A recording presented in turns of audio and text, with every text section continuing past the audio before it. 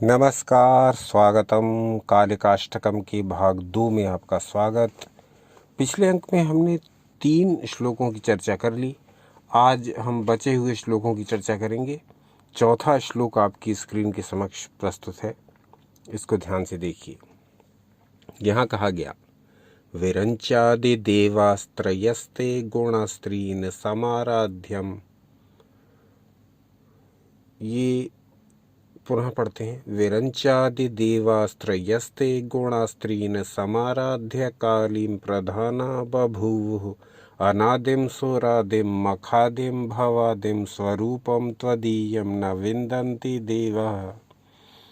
यानी ब्रह्मा आदि तीनों देवता आपके गुणों का आश्रय लेकर के तथा आप भगवती काली की ही आराधना करके प्रधान हुए हैं। आपका स्वरूप आदि रहित है, देवताओं में अग्रगण्य है, प्रधान यज्ञ स्वरूप है और विश्व का मूलभूत है। आपके स्वरूप को देवता भी नहीं जानते। तो 4 श्लोकों के बाद अब हम आगे बढ़ते हैं और पूरे इस कालिकाष्टकम को समझने का प्रयास करते हैं। अब आपकी स्क्रीन पर 5वां श्लोक प्रदर्शित है। देखते हैं इसमें क्या कहा गया। जगन्मोहनीयं तु वाग्वादनीयं सुहृत्पोषिणी शत्रु संहारणीयं वचस्तंभनीयं किमुच्चाटनीयं स्वरूपं त्वदीयं न विन्दन्ति देवः। अर्थात आपका यह स्वरूप सारे विश्व को मुग्ध करने वाला है, वाणी द्वारा स्तुति किए जाने योग्य है। जगन मोहनीयम तो वाग्वादनीयम, जगत को मोह लेता है आपका ये स्वरूप, और आपका ये स्वरूप वाणी द्वारा स्तुति किए जाने योग्य है। वाग्वादनीयम सुहृत पोषिणी शत्रु संहारणीयम, ये सुहृदयों का पालन करने वाला है और शत्रुओं का संहार करने वाला है। आपका ये जो रूप है ये सज्जनों का तो पालन पोषण करने वाला है और जो दुष्ट लोग हैं, जो शत्रु हैं, उनका संहार करने वाला है। वचस्तंभनीयम किमुच्चाटनीयम,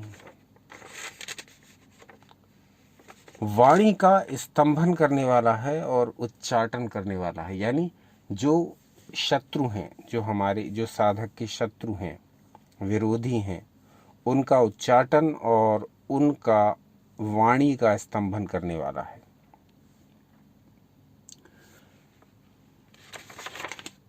स्वरूपम त्वदीयं न विन्दन्ति देवः, आपके स्वरूप को देवता भी नहीं जानते। अब 6ठा श्लोक पर आते हैं। यम स्वर्गदात्री पुनः कल्पवल्ली मनोजांस्तु कामान यथार्थं प्रकुर्यात् तथा ते कृतार्था भवन्तीति नित्यं स्वरूपं त्वदीयं न विन्दन्ति देवः। आप स्वर्ग को देने वाली हैं और कल्पलता के समान हैं। इयम स्वर्गदात्री पुनः कल्पवल्ली, यानी जो आपकी इस नाम को पढ़ रहे हैं, जो आपके इस अष्टकम को पढ़ रहे हैं, जो आपकी भक्ति करते हैं, उनके लिए आप स्वर्ग को देने वाली हैं और कल्पवल्ली हैं। यानी कि उनकी जो भी इच्छाएं हैं, उनकी जो मनोवांछाएं हैं, उनके जो अभीष्ट हैं, उनको पूरा करने वाली हैं। मनोजांस्तु कामान यथार्थम प्रकुर्यात्, ये भक्तों के मन में उत्पन्न होने वाली कामनाओं को यथार्थ रूप से पूर्ण करती हैं। तो कालिकाष्टकम का एक विशेष महत्व ये है कि कालिकाष्टकम का पाठ करने वाले साधक की मनोकामनाएं स्वतः ही पूर्ण होने लगती हैं। उसे किसी विशिष्ट कार्य के लिए, संपादन के लिए कालिकाष्टकम को पढ़ने की आवश्यकता नहीं है। कालिकाष्टकम का जो पाठ प्रतिदिन करते हैं, उनका ये अनुभव है कि उनके मन में जो इच्छाएं, जो कामनाएं वर्षों से चली आ रही हैं और कुछ जो नवीन उत्पन्न हुई हैं, वो धीरे धीरे करके वो शनह शनह सभी कामनाएं पूरी होने लगती हैं। ये एक विशिष्टता है कालिकाष्टकम के नियमित पाठ की कि इसके पाठक को, इसके साधक को, इसके जपकर्ता को अपने मनोवांछित फल भी धीरे धीरे प्राप्त होने लगते हैं। यहाँ स्पष्ट कहा गया इसी श्लोक में, मनोजास्तु कामान यथार्थम प्रकुर्यात्। और इससे पहले कहा गया, यम स्वर्गदात्री पुनः कल्पवल्ली। कल्पवल्ली का अर्थ कि मन में जो भी कामनाएं उठ रही हैं उनकी पूर्ति करने वाली। और यहाँ दूसरी लाइन में कह दिया गया है कि भक्तों के मन में जो भी भावनाएं उठती हैं, जो कामनाएं हैं, जो लक्ष्य हैं, जो अभीष्ट हैं, जो इच्छाएं हैं, उनको यथार्थ रूप में पूरा करने वाला है ये पाठ कालिकाष्टकम का। कालिका देवी की कृपा से उसकी मनोकामनाएं भी स्वतः ही पूरी होने लगती हैं। मनोजास्तु कामान यथार्थम प्रकुर्यात्, यथार्थ में पूरी होने लगती हैं, वास्तव में, रियलिटी में। तथा ते कृतार्था भवतीति नित्यम, तथा ते कृतार्था भवन्तीति नित्यम, स्वरूपम त्वदीयम न विन्दन्ति देवः। और जब उनकी इच्छाएं पूरी हो जाती हैं तो वे कृतार्थ हो जाते हैं, वो धन्य धन्य हो जाते हैं, क्योंकि इसके बारे में उन्होंने कभी सोचा नहीं होता है। उनको ये लगता नहीं है कि कालिकाष्टकम के पाठ मात्र से उनकी मनोकामनाएं पूर्ण हो जाएंगी, या उनके मन में जो बहुत पहले से इच्छाएं दबी हुई हैं वो भी पूरी होने लगेंगी। लेकिन ये कालिकाष्टकम के नियमित पाठ से संभव होता है। तथा ते कृतार्था भवन्तीति नित्यम, वो कृतार्थ हो जाते हैं, वो एक प्रकार से आश्चर्यचकित हो जाते हैं कि किस प्रकार से मेरी ये मनोकामनाएं पूरी होती जा रही हैं। स्वरूपम त्वदीयम न विन्दन्ति देवः, आपके इस स्वरूप को देवता भी नहीं जानते। अब आते हैं 7वें श्लोक पर। यहाँ क्या कहा गया, सुरापान मत्ता सुभक्तानुरक्ता लसत्पूत चित्ते सदा विर्भवते, जपध्यान पूजा सुधा धौत पंका, स्वरूपम त्वदीयम न विन्दन्ति देवः। आप सुरापान में मत्त रहती हैं, आप मदिरापान में मत्त रहती हैं, डूबी रहती हैं, अपने भक्तों पर सदा स्नेह रखती हैं, भक्तों में अनुरक्त रहती हैं, भक्तों पर विशेष कृपा करती हैं। सुरापान मत्ता सुभक्तानुरक्ता, भक्त के अनुरक्त रहती हैं, भक्त से विशेष प्रेम करती हैं। लसत्पूत चित्ते सदा विर्भवते, भक्तों के मनोहर तथा पवित्र हृदय में आपका आविर्भाव होता है। लसत्पूत चित्ते सदा विर्भवते, जिन भक्तों का चित्त आपके प्रति लगा हुआ होता है, आप में डूबा रहता है, वहाँ आपका आविर्भाव होता है, यानी वहाँ आप प्रकट होती हैं। कहाँ? भक्तों के चित्त में। तो कालिकाष्टकम का पाठ करने वाले भक्त को कहीं भटकने की आवश्यकता नहीं होती, क्योंकि भगवती कालिका शुद्ध भक्त के चित्त में स्वतः ही प्रकट होती हैं, उसी स्थान पर जो वहाँ वो साधक निवास कर रहा है। उस साधक को कहीं भटकने की आवश्यकता नहीं। यदि उसका मन भगवती कालिका के प्रति समर्पित है, अनुरक्त है, उनमें उनका दृढ़ विश्वास है, तो लसत्पूत चित्ते सदा विर्भवते, ऐसे भक्त के चित्त में उनका स्वयं ही आविर्भाव होता है, वो उस भक्त के चित्त में ही प्रकट हो जाती हैं। जपत ध्यान पूजा सुधा धौत पंका, जप ध्यान और पूजा रूपी अमृत से आप भक्तों के अज्ञान रूपी पंख यानी कीचड़ को धो डालने वाली हैं। जप ध्यान पूजा सुधा धौत पंका, पंक माने कीचड़, और ये कीचड़, ये मल, ये विकार किससे हटते हैं? जप ध्यान पूजा सुधा धौत, जप से, ध्यान से, पूजा से जो अमृत उत्पन्न होता है, उस अमृत रूपी जल से ये कीचड़ हटता है, जो अज्ञान का कीचड़ है। जो बातें हमें अध्यात्म की ओर जाने से रोक रही हैं, जो बातें हमें अपने जीवन को उन्नत बनाने से रोक रही हैं, वो अज्ञान रूपी कीचड़ यहाँ पंक कहा गया। और उस अज्ञान रूपी कीचड़ को भक्त साधक धो डालता है। किससे? जप ध्यान पूजा। यदि वो भगवती कालिका का जप करता है, उनके नाम का या उनके मंत्र का, या वो उनका ध्यान करता है भगवती कालिका की किसी भी स्वरूप का, या वो उनकी पूजा करता है, तो चाहे आप भगवती कालिका का जप करते हो, चाहे ध्यान करते हो, चाहे पूजा करते हो, ये तीनों ही आपके लिए बड़े लाभकारी सिद्ध होने वाले हैं। क्योंकि इस श्लोक की ये पंक्ति स्पष्ट कहती है कि जो व्यक्ति जप ध्यान या पूजा में संलग्न रहता है भगवती कालिका के, उससे उत्पन्न होने वाले अमृत रूपी जल से उसके अज्ञान रूपी कीचड़ धुल जाते हैं, अज्ञान रूपी कीचड़ का नाश हो जाता है।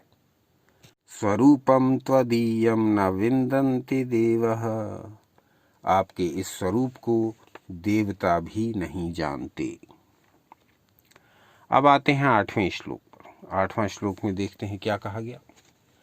चिदानंद कंदम हसन्मंद मंदम शरच्चंद्र कोटि प्रभा पुंज बिंबम मुनीनां कवीनां हृदि द्योतयन्तं स्वरूपं त्वदीयं न विन्दन्ति देवः। आपका स्वरूप चिदानंद घन मंद मंद मुस्कान से संपन्न है।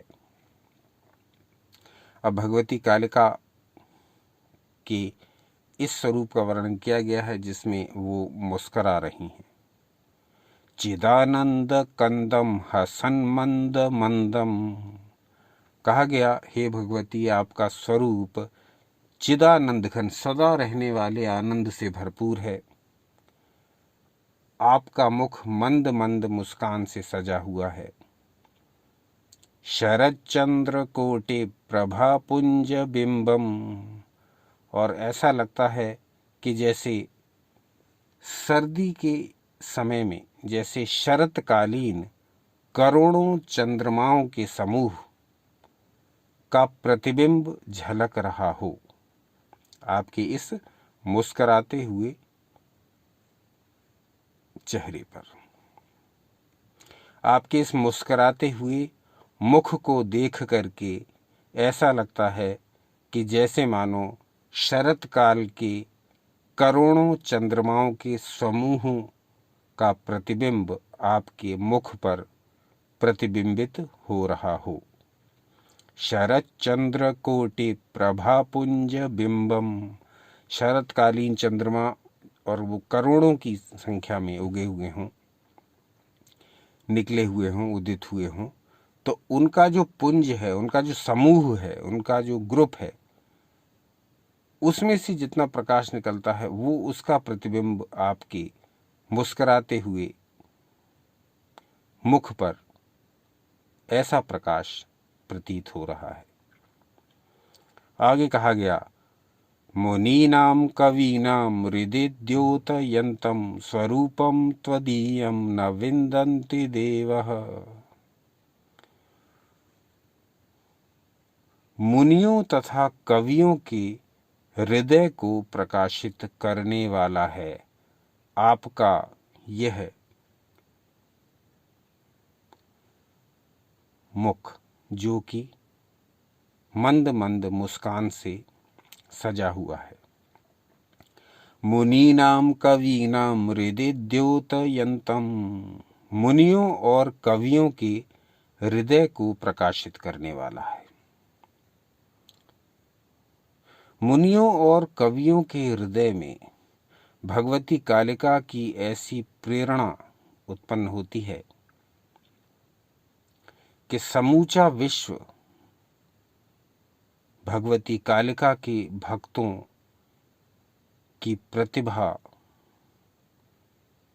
जो कि छुपी रहती है, सामने नहीं आ पाती, लेकिन भगवती कालिका की शरण में जाने के पश्चात भगवती कालिका उस पर ऐसी कृपा करती हैं कि वे उस मनुष्य को समूचे विश्व में जना देती हैं।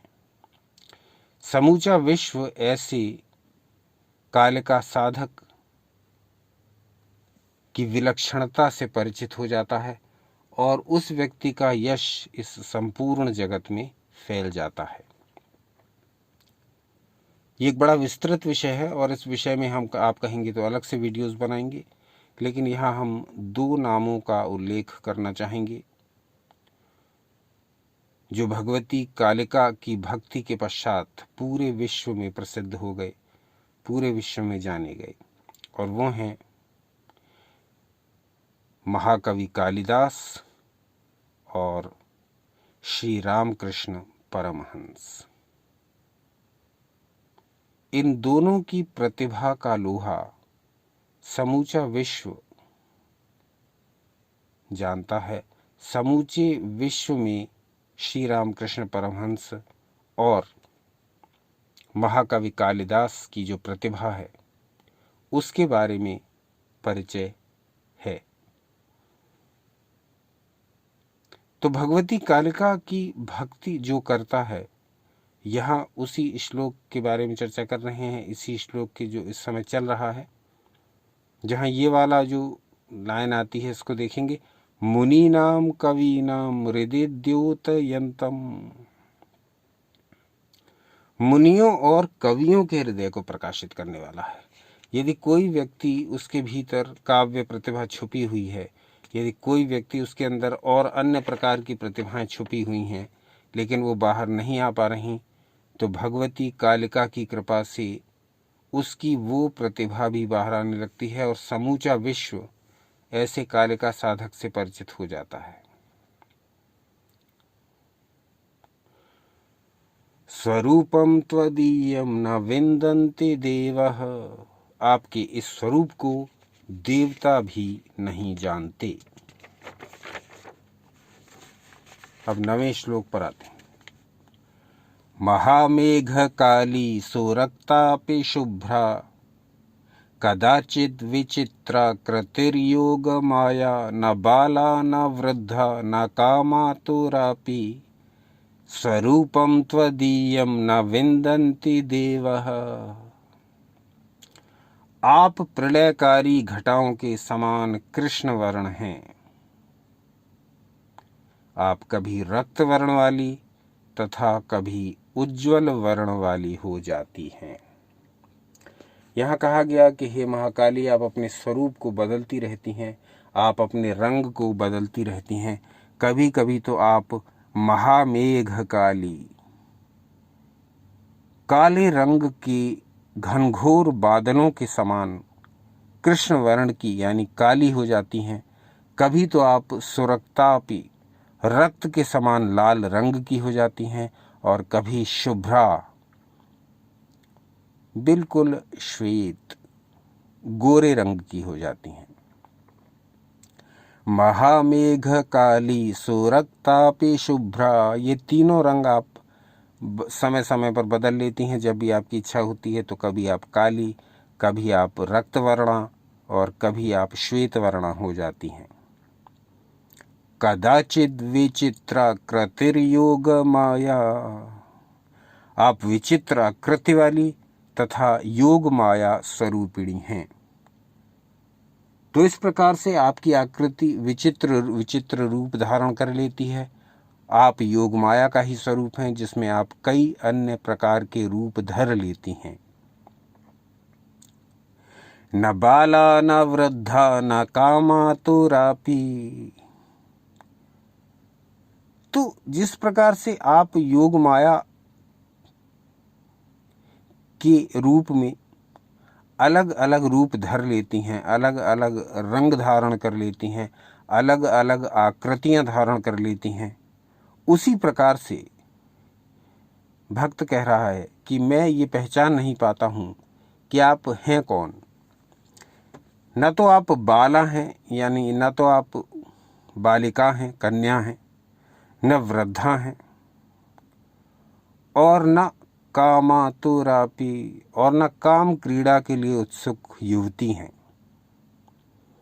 न कामातुर युवती हैं।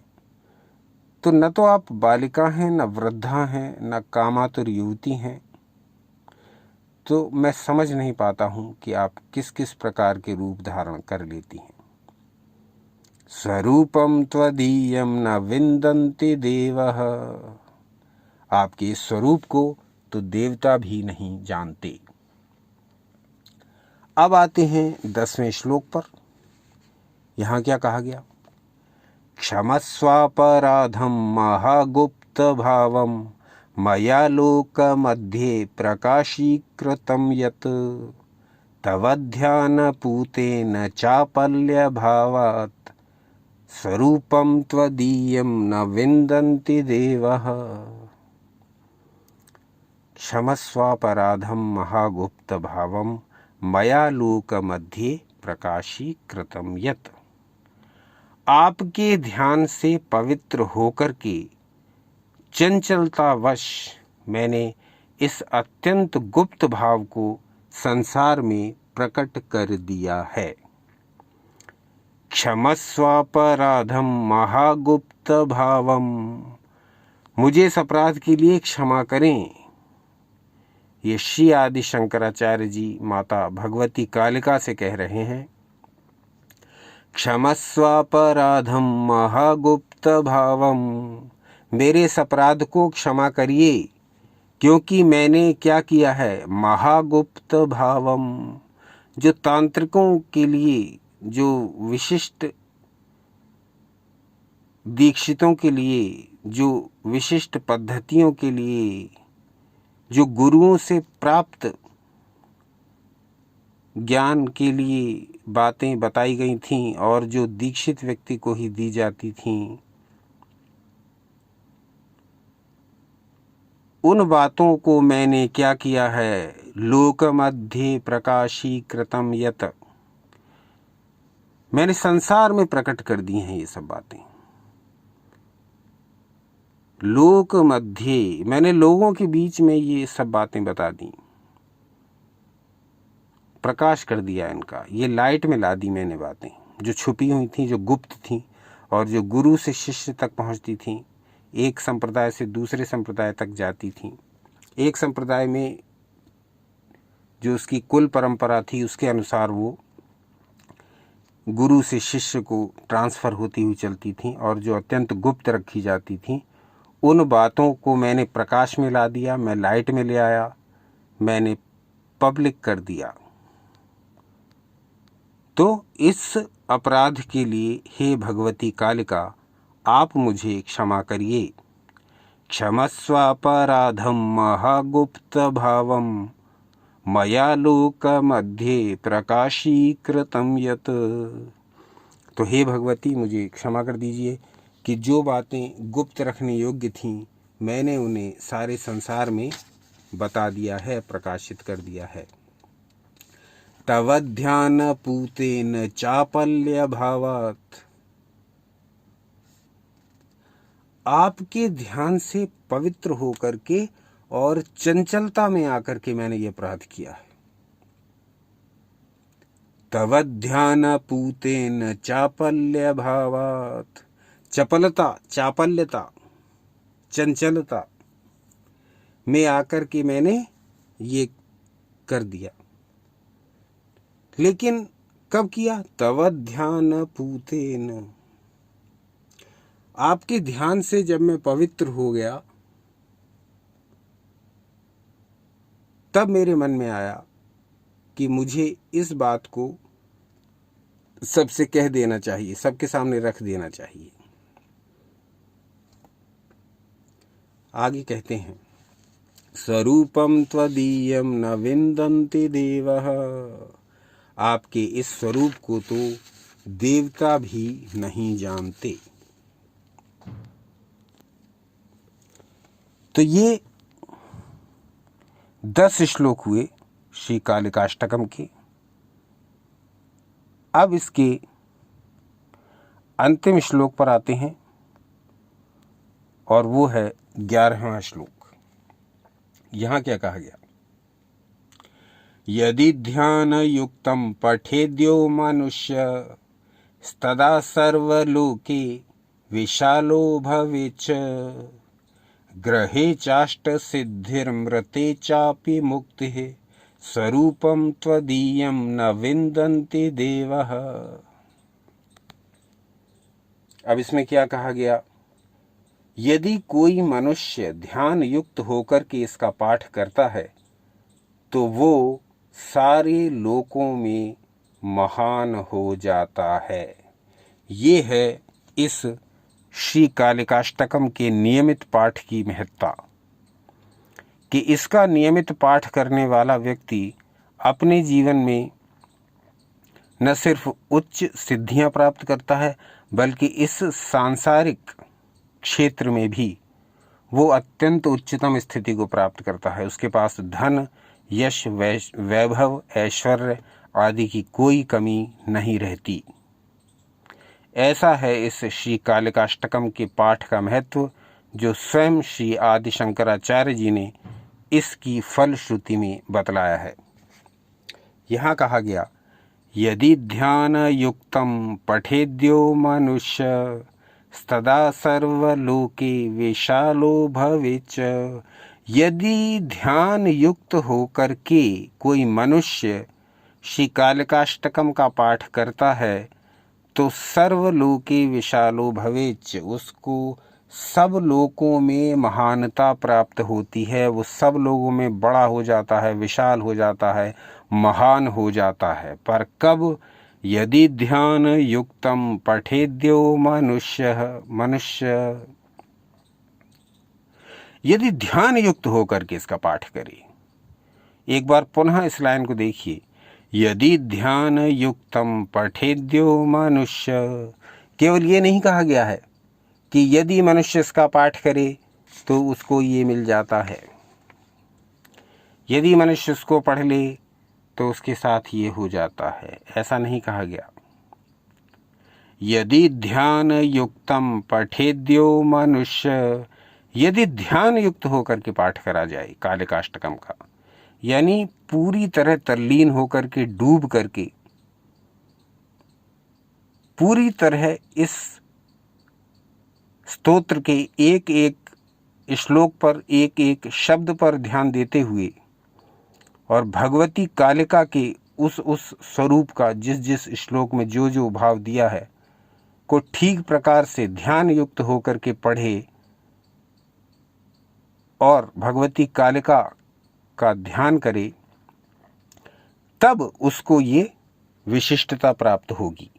यदि ध्यान युक्तम पठेद्यो मनुष्य, यदि ध्यान युक्त होकर के मनुष्य इस कालिकाष्टकम का नियमित पाठ करेगा तो तदा सर्वलोके विशालो भवेच्च, फिर उसे सारे लोकों में महानता प्राप्त होनी निश्चित है। फिर वो सब लोकों में बड़ा बनेगा, सब लोगों में बड़ा बनेगा, सब लोकों में उसकी ख्याति होगी, सब लोगों में उसको धन, यश, ऐश्वर्य, वैभव, वो सब चीज़ें प्राप्त होंगी जिसकी एक मनुष्य कामना करता है इस संसार में, इस पृथ्वी पर रहते हुए। तो ध्यान युक्त होकर के इसका पाठ करना है। ग्रहे चाष्ट सिद्धिर्मृते चापि मुक्तिः स्वरूपम त्वदीयं न विन्दन्ति देवः। ग्रहे चाष्ट सिद्धिर्मृते चापि मुक्तिः, उसको अपने घर में ही अष्ट सिद्धियां प्राप्त हो जाती हैं। ग्रहे चाष्ट सिद्धि, ग्रहे चाष्ट सिद्धि। अब घर में रहते हुए अष्ट सिद्धियां प्राप्त हो जाती हैं। इससे बढ़कर और क्या किसी साधक को चाहिए? यहाँ तो अनेक साधक हम इस लोक में ही देखते हैं, अपने अनुभवों में ही देखते हैं कि एक छोटी से छोटी सिद्धि पाने के लिए या एक किसी भी अपनी इच्छा को पूरा कराने के लिए लोग कई कई हज़ार किलोमीटर की ट्रैवलिंग करके, जब उन्हें पता लगता है कि अमुक व्यक्ति वहाँ रहता है, वो ये काम कर देता है, तो वहाँ पहुँचते हैं और वहाँ उसकी मनमानी फीस दे कर के अपना काम करवाने के लिए उससे याचना करते हैं, यानी इधर उधर भटकते हैं। और बहुत भटकन के बाद भी उनका काम हो पाता हो, इसकी संभावना 1% ही रहती है। लेकिन हम ये नहीं सोचते कि जितना समय हम भटकने में लगा रहे हैं, जितना समय हम दूसरों की खुशामद करने में लगा रहे हैं, जितना समय हम अयोग्य व्यक्तियों की शरण में जाने में लगा रहे हैं, यदि उसका 50% समय भी हम अपने इष्ट देवी देवता को देंगे तो वहाँ से हमारी कामना पूर्ति होगी। लेकिन कब? जब हम पूरी तरह से तल्लीन होकर के अपने इष्ट देव या देवी की स्तुति करेंगे, उपासना करेंगे। और ये कोई एक दिन का चमत्कार नहीं, ये निरंतर प्रयत्न करने से ही संभव होगा और भगवती की कृपा से ही संभव होगा। तो यहाँ कहा गया है कि जो व्यक्ति इस कालिकाष्टकम के स्तोत्र का नियमित पाठ करता है उसे अनेक सिद्धियां प्राप्त हो जाती हैं। ग्रहे चाष्ट सिद्धि, यहाँ कहा गया कि उसे 8 सिद्धियां प्राप्त हो जाती हैं। ग्रहे चाष्ट सिद्धिर्मृते चापि मुक्ति ही, उसे अपने घर में ही 8 सिद्धियां प्राप्त हो जाती हैं और अंत काल में मुक्ति भी प्राप्त हो जाती है। यानी चारों पुरुषार्थों की प्राप्ति कराने वाला है ये श्री कालिकाष्टकम का नियमित पाठ। यहाँ आपको इस संसार में भी ये सफलता दिलाएगा। और कहा गया चापि मुक्ति ही, और मोक्ष जो अंतिम लक्ष्य है सनातन धर्म का, धर्म अर्थ काम मोक्ष, उसकी भी प्राप्ति कराएगा। स्वरूपम त्वदीयम न विन्दन्ति देवः, आपके इस स्वरूप को देवता भी नहीं जानते। तो ये संपूर्ण पाठ हुआ श्री कालिकाष्टकम का, जिसे रचा है श्री आदि शंकराचार्य जी ने। इसी प्रकार से भगवती कालिका के और देवी के अन्य स्वरूपों के बहुत सारे श्लोक हैं जो कि जन सामान्य में बिल्कुल भी प्रचलित नहीं हैं। ये केवल साधकों, भक्तों, योगियों, तांत्रिकों, विद्वज्जनों, जिज्ञासुओं को ही पता होते हैं। तो आप कहेंगे तो उन सब स्तोत्रों को शास्त्रों से ढूंढ ढूंढ करके आपके समक्ष प्रस्तुत करेंगे और उनके संबंध में एक सेपरेट वीडियोस बना करके हर श्लोक का, हर स्तोत्र का या स्तोत्र शतनाम का या शतनाम का या सहस्त्रनाम का या इस विषय पर जो भी सामग्री आपके लिए उपयोगी होगी उन सब के वीडियोस अलग से प्रस्तुत करेंगे। तो श्री कालिकाष्टकम के लाभ, इसकी पाठ विधि हमने पहले ही अंक में आपको सब कुछ बता दिया गया है। वो पाठ पूरा नहीं हो पाया था वीडियो के विस्तृत होने के कारण, इसलिए इस अंक में श्री कालिकाष्टकम के पाठ को पूरी तरह प्रस्तुत कर दिया गया है। फिर भी कुछ कमी रह गई हो, कुछ जानने को रह गया हो, या आपके कुछ इस विषय में अन्य विचार या सुझाव हों तो वो कमेंट्स करके अवश्य बताएं। कालिकाष्टकम के बारे में और क्या जानना चाहेंगे, या भगवती कालिका की क्या अन्य स्तोत्रों के बारे में जानना चाहेंगे, या देवी के किसी भी रूप के अन्य स्तोत्रों के बारे में जैसा जानना चाहेंगे, वो सब कुछ कमेंट्स करके बताइए। तो आज का अंक यहीं तक। एक दिन पश्चात पुनः उपस्थित हो जाएंगे ईश्वर इच्छा से कोई नया विषय लेकर के। अपना अमूल्य समय हमें देने के लिए हार्दिक धन्यवाद।